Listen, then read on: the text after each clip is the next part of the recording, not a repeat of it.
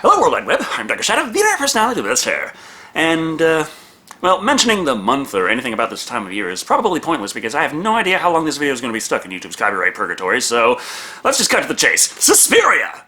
Released in 1977, Suspiria, Latin for breathlessness, is a Dario Argentino horror movie starring Jessica Harper as Susie Banyan, a New York girl who heads to Germany to attend a prestigious ballet school. However, not all is what it seems. As you would expect in a horror movie, unless you're just that terrified of exercise and grace that the concept of ballet itself is just filling you with dread. In this particular establishment, though, there are mysterious happenings. The background music is incredibly loud, and every other day someone else winds up dead. The truth of it all lies with the secrets of the history of the school. Which means we don't get the slightest hint as to what in the hell that could be until around Act 3, so let's take a look at Suspiria and see how well it holds up. After the opening credits and a narration letting us know that Susie Banyan left New York to go to Europe and attend the best school of ballet she could find and perfect her art, we are also shown just that, with an incoming flight from New York and Susie herself, played by Jessica Harper, arriving in Germany, ready for all it has to offer.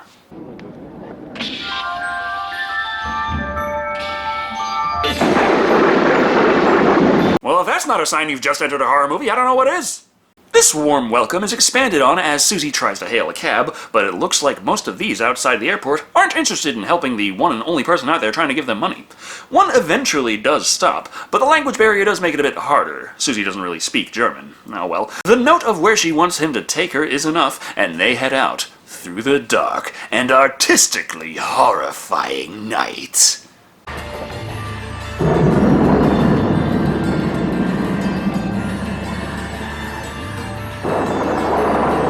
Wait a minute, those spooky vocals weren't there a second ago? You don't need me to tell you this is a very visually involved movie, with sharp cinematography and more than a little artistic flair to just about every single camera angle. After they make their way through the wide-angle woods, we reach the illustrious ballet school, which has its own things going on.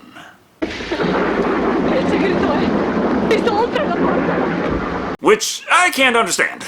Italian movie and all. American girl flies to Germany where everyone speaks Italian. That alone is giving me Twilight Zone vibes. So, switching over to the English dub, we find this storm and general panic means we're not really supposed to be able to tell what she's saying anyway, as she runs off into the night. Susie, on the other hand, tries to make her way into the school, only to encounter another roadblock. Look, it's really raining hard. You could just let me in and I'll explain. Go away! The lady working the intercom insists that she has no fucking idea who Susie is, doesn't care what she says about where she paid to be, and she should just leave. Those are usually the problems you face during international flights, not after. As the school refuses to let her in, Susie has no choice but to turn around and find somewhere else to spend the night. On her way out, though, she sees the distraught student running off into the night. This would be Pat Hingle, played by Eva Axon. Her run has taken her all the way back into town to a building that's... well, I'm not entirely sure what it is, but damn if they didn't get a world-class architect and interior designer. Hingle holds up with Sonia, played by Susanna Javicoli. She thinks that Patty's issue here is just that she's upset over being kicked out of such a prestigious school. It's useless to try and explain it to you. You wouldn't understand. It all seems so absurd. Well, have you looked around lately? So far, we've established this world exists at extreme angles with artistic flair everywhere and loud-ass music booming constantly. I'm pretty sure you could drop whatever supernatural shit on her you want, and she'll be fine with it. First thing she has to do, though, is get dry. So, slipping into the bathroom, the window swings wide open with wind blowing even louder than the music. Sonia then enters to say, it's probably just the wind. Which has to be the only time I've heard that, and it actually is legitimately applicable. However, Pat isn't convinced and questions what secrets lie just beyond the window.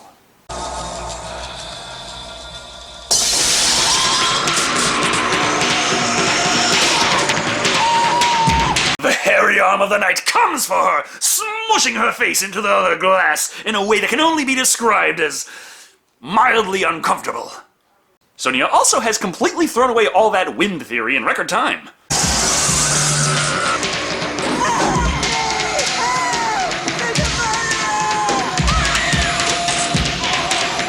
And I have no fucking idea how in the hell she wound up on the rooftop, but Yeah, strangely, I really don't mind. They haven't had much time to set up the rules of this horror, but slipping into supernatural nightmare territory really doesn't feel out of place.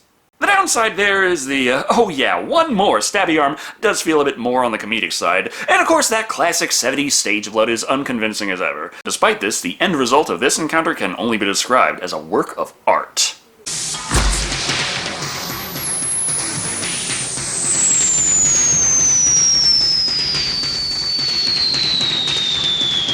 Or a horrifyingly mutilated dead woman hanging from a cord. That description also works pretty well here. So she's fucking dead. However, the crashing through the ceiling bit also managed to kill the fuck out of Sonia as an added bonus.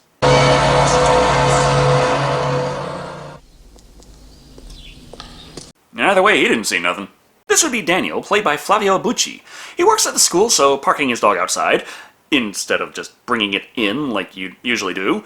Yeah, well, the point is the school is open for the day, and Susie can finally get inside. The fact that she was supposed to come yesterday evening comes up, but Susie explains the situation, and while the woman doesn't know who told her to leave, the story satisfies her. Welcome to our academy.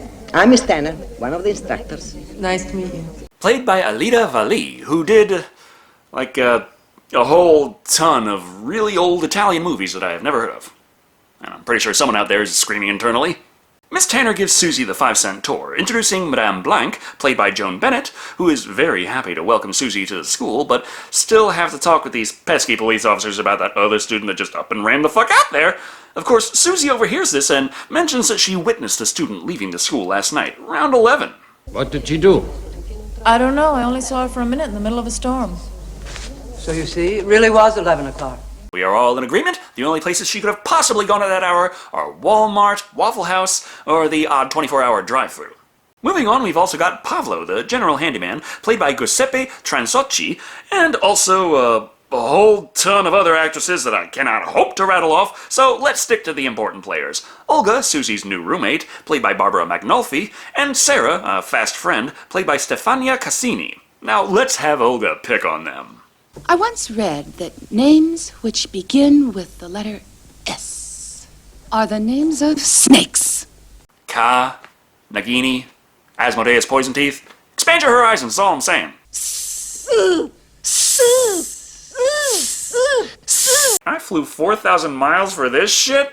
While this isn't the best impression Olga could have made, she does have that spare room that Susie can rent for $50 a week. Despite her posturing, she doesn't seem to have a problem with Susie, and when Mark, played by Miguel Bose, shows up with Susie's things, Olga comments on how Hingle had a thing for the guy before getting kicked out of the school. This reminds Susie of that night, and like any good memory, it seems to have more and more information the more time she recalls it. Secret. Iris. What? No, it's the awakening of Iris. Or the arousal of Iris. Either way, best Dan Gamera movie ever, am I right? Olga questions what this talk of secret flowers is, but as that's literally all the words Susie remembers, Olga brushes it off. That old girl was a busybody, pay it no mind. The next day's ballet lessons, though, which really just look like they dressed the actors up in tights and told them to spin around for the camera, Susie is told that there is actually room at the school for her now. Except she doesn't want a dorm room anymore. She's happy with the arrangement with Olga. I had no idea you were so strong-willed. I see that when you make up your mind about something, nothing will change it for you. Opportunity knocks? Don't care. Massive financial problems? Well, just learn to love ramen again. Huge amounts of evidence that contradict positions that I hold dear to my heart. Well, fuck off, bot! However, after that day's lessons, something happens.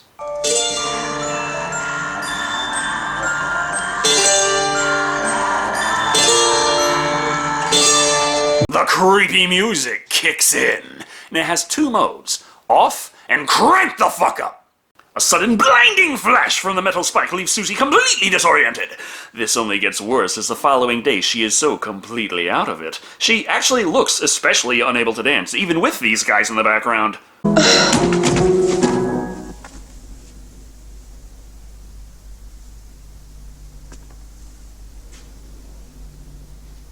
She told them that she felt unwell, but they ignored it and told her to just give it her all until she literally collapsed and started bleeding all over the place. I'm pretty sure I'm not the only one here who can identify with that. But now that they know she wasn't bullshitting them, they all want to help her. Or drown her. Can't be too certain with this treatment, but Professor Vertigast, played by Renato Scarpa, says everything's fine. She was just so out of practice that the jumping around tore up her ligaments and she started coughing up blood. Nothing to be worried about. She looks much better. Ow! Hold still. Please, careful there, Doctor. In a horror movie, if a friend comes up behind you to say hello, that results in a big jump and scream. However, as mundane as her internal bleeding was, they do still need to keep her on the road to recovery. Therefore, she is to be on a strict diet of nothing but bland food. Now you know who keeps buying that original flavor oatmeal. Also, red wine to wash it down, because that helps build the blood, I guess. Also, now Susie's stuck at the school, living in a dorm adjacent to Sarah. You know, as soon as I got sick, your pal Olga ran and got my bags and threw me out of her place. She must have thought I had something awfully contagious.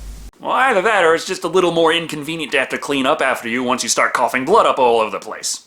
The situation is now that Susie stays at the school and continues to eat her Triscuits, Wheat Thins, and plain Rice Krispies and skim milk, along with that hefty glass of red wine to wash it down, of course.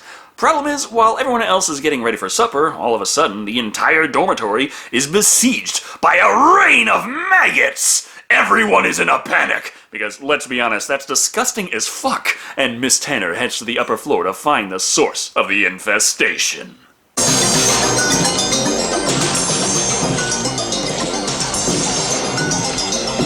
And of course in the most intense, loud, and artistically shot way possible. I feel like we're just a hair away from this movie breaking out into a musical number. It turns out this source of the infestation is a crate of spoiled food, so no big deal, they just need to get the attic cleaned out. As for all the students, they need to camp out in a makeshift dormitory for the night. However, when it's lights out, it's actually lights red, which is a big enough hint that some spooky horror shit is about to go down. Sarah notices the silhouetted figures snoring behind them, and the very peculiar way they snore. Getting Susie's attention, she exposits a theory that it is actually one of the teachers who for some reason did not go home, but rather sleeps there in the school. So I know she's the directress. She's here.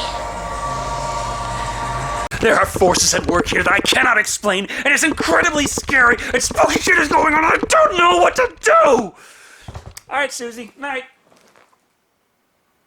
That's not spooky enough, though, so the following morning something else happens. Daniel's dog has bitten the spare creepy child Albert. Miss Tanner is having none of that, and kicks the pianist out on the street.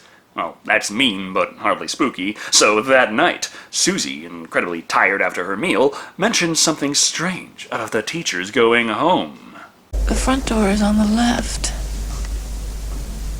Their footsteps are going to the right, somewhere inside the school. Okay, so just about how long has the school been going on with these dark secrets that nobody can know about? And it's just nobody noticed all this time that the teachers were obviously not going home. Sarah thinks they can figure out exactly where they're going by counting the footsteps, but Susie just conks out. No bother, she can still count the steps herself. The secrets of what this school holds will finally be revealed. Later, first we have to finish off that Daniel subplot. After being fired, he went out drinking, but walking home all alone in the middle of a big wide open area. Well, the music's getting loud and scary. What could it mean?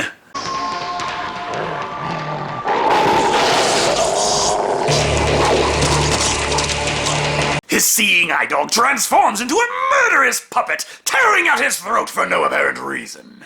So Daniel is reduced to nothing more than puppy chow. Word of this reaches the school, and the fact that Daniel's dead, and Pat Hingle is also known to have died horribly, is doing Susie a concern. Therefore, she decides to tell Madame Blanc that stuff about this secret iris thing, whatever it is. As it turns out, though, Sarah is not happy that Susie went to Madame Blanc. You see, the person Susie was talking to over the intercom on that first night was Sarah. Pat knew about tons of spooky things and feared for her life. Pat was taking notes on them for months. And before going away, she gave me all the notes. Oh great, that means there's a prequel hidden somewhere in this plot. Sarah says she only shared the notes with one other person, but Susie will see them tonight. However, instead, we find out that someone stole all the notes! Not that Susie would be able to read them anyway, as yet again, she's completely out of it. But that's not all Sarah has to deal with tonight.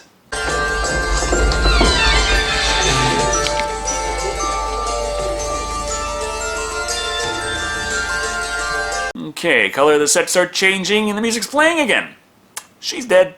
Knowing this, Sarah hides her one remaining note about the footsteps and heads out of there. Stealthing her way around the school hallways, the music blasts and blasts! Except the parts where it gets quiet, but we all know that's just so it can explode on us again.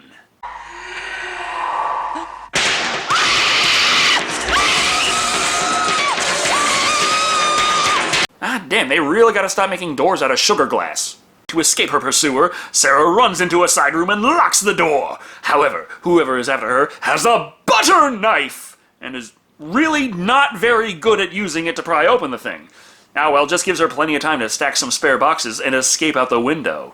Now to just get over to the other window.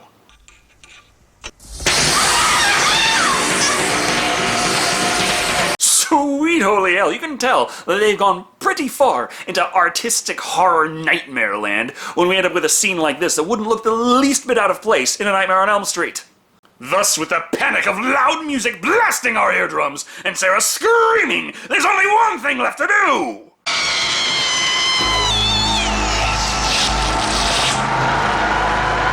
Just shut up and turn it down! Dear God, we've got people's hearing to worry about here. The following morning, Susie finds Sarah has disappeared. And Miss Tanner says, she just up and left without a word. Funny thing, that. It doesn't really satisfy her, though, so she calls up Sarah's folks and finds out that they didn't hear anything about her intents to run off all mysterious-like. Finally, trying to reach her father, Susie winds up at a psychiatry and psychology meeting, learning that Sarah's father isn't even there. He's gone away to Geneva for another obligation. However, this does let Susie run into Dr. Frank Mandel, played by Udo Kier, and hear him drop some plot on her. Seems Sarah used to be a patient, and needed some counseling after digging up some dirt on the school, such as who built it. Helena Marcos, a Greek immigrant, and that the local people believed her to be a witch. Then again, some locals also believed in fairies and ghosts, and the idea that anyone had any kind of nostalgia at all for New Coke. Of course, there's that whole coven thing she also had. It's kind of suspicious. But Madame Marcus went even further into Nightmare on Elm Street territory years before that series even existed, and died in a fire Freddy Krueger style. So, no problem, right? Well, there's an even older doctor with the bushiest damn eyebrows you ever did see, who is a genius when it comes to the occult. Professor Milius, played by Rudolf Schundler. He goes into greater detail about what a coven of witches is, and the kind of power they can wield. They can change the course of events and people's lives, but only to do harm. It's kind of like the opposite of Spider-Man. With great power comes fucking up everything, without even the option of being responsible about it. Also, while one witch is dangerous enough, an entire coven means that the powers of all the witches funnel into the leader and somehow multiply into an even greater evil force. Like how Super Saiyan God works, but if all the participants are assholes. Finally, he punctuates all this information with a little saying. Magic is everywhere, and all over the world. It's a recognized fact. Always. Magic is real because magic is real. Great speech. However, when Susie returns to the school, she can't find Mark to confide with him. Matter of fact, she can't find anyone. They have all gone to the theater for the opening of the Bolshoi. Then why didn't anyone tell me about it? All your friends are dead. It's kinda hard to get news updates like that. This means Susie is at school all alone. Nothing to keep her company, but that same bland dinner she's been getting all movie. Well, the hell with this! She tosses that flavorless garbage into the toilet and pours the red wine down the sink. Some peculiarly thick red wine. Now, the point is she doesn't consume any of it, and surprise, surprise, is not completely wiped out minutes later. Not to say nothing odd happens.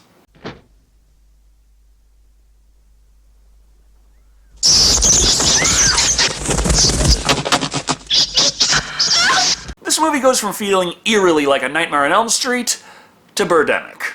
You could say this bat is less than convincing, but fortunately Susie just kills the damn thing, removing that embarrassment from the movie. Now that she is lucid into the night, she finds Sarah's note about the footsteps and notices again how they are clearly not leaving the school. This means she can use the guide to figure out where the footsteps may be going. Stealthing her way past the few workers left, the footstep count leads her back to the main office.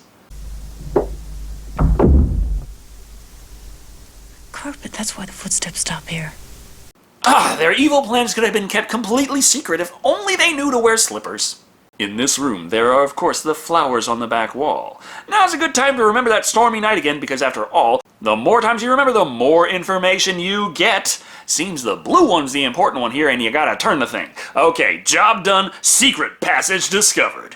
Inside, Susie finds that the school does, in fact, still house a secret coven of witches. Vanish. Just vanish. Make her disappear. Understand? Guys, I get it. You're witches. Evil movie witches. Really spooky, spellcast, doing all the bad things. But you also own this school that she is a student at. You could just fucking expel her. Vanishing seems like a good idea about now, but when Susie slips into a side room, well...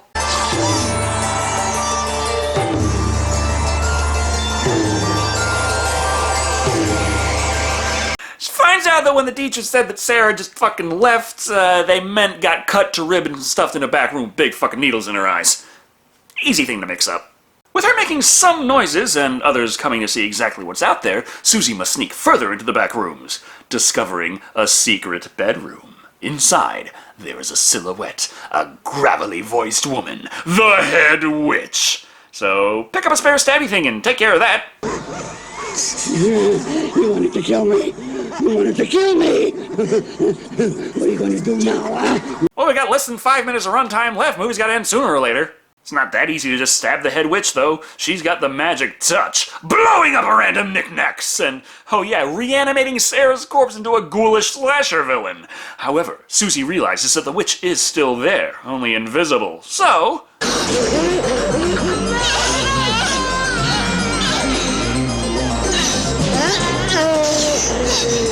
turns out the strategy of stab the bitch was in fact the right way of going about it.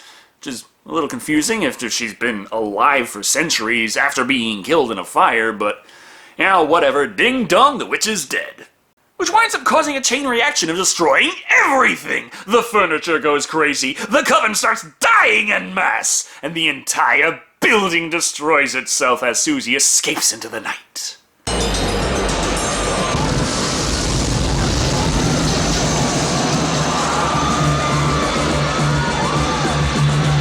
The end! Well, she seemed awfully happy for herself after murdering the entire faculty, but anyway, that was Suspiria. I feel like it does show its age a bit, but it still holds up pretty damn well. The whole damn movie is just a feast for the eyes, first and foremost. I mentioned I don't really comment on the cinematography unless it's especially good or especially bad, and most movies are shot well as a rule of thumb. Suspiria's visuals cannot really be described without mentioning it's a goddamn work of art. From the intricate sets to the smart use of angles and color and just how it all comes together, it's got an otherworldly quality to it that helps sell the idea of magic-based horror creeping around every corner. That's not to say all the visuals are breathtaking, however. The 70s stage blood has aged as poorly as it always does, and just about all the puppetry was laughably bad. Funnily, it was also things that could have been completely omitted from the movie, but instead we have a bat-demic and Scruff McGruff taking a bite out of Daniel's neck. The setup and tension worked fine, and those just drag you right out of it. Plot-wise, this is a pretty simple movie. Susie joins a school, it's full of witches, friends die, she kills the main witch, the end. As such, the pacing of the film is a lot slower than many movies, but the way the visuals and soundtrack work together really help it a lot here, in my opinion. Overall, Suspiria is a very entertaining meld of horror and visual artistry that I was pretty well captivated by the whole way through. There are shortcomings, and I laughed at a few things intended to be scares, but the total package is well worth the price of admission, coming in at 4 hairy arms of death out of 5. Charlie, though, she hated this movie. She thought it was really slow and boring, not tense at all, just really loud and annoying, not scary. Gave it a 1, but... yeah, that seems to be kind of the consensus. There's a lot of people who are like, 4 and 5 out of 5 is the thing to say about Suspiria, and then there is a good amount of people who are just like, it's a 1, are you crazy, it's so bad. But, you know, if she wants to give her review, then she can make her own movie review show. Thank you all for watching, I've been Shado, and remember, magic is real because magic is real. Flawless logic.